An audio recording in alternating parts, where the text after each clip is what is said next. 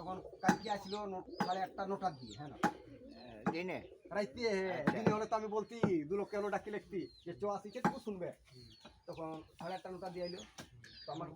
খবর কাম দেয় বলছে তুই কোনটা দুয়ার করছিস বলে এই যেটা যাইছে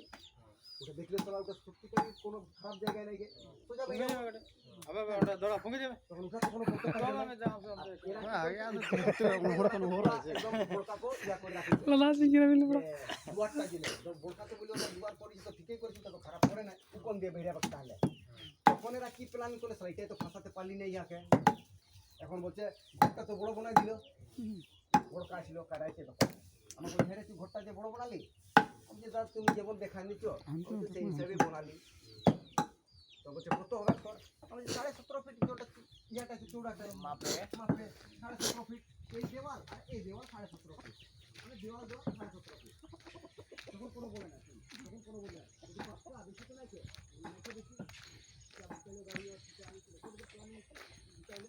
আমাকে ধরা করে আর না ঠিক আছে ছোট কোনো বলতে পারছে তো কোনো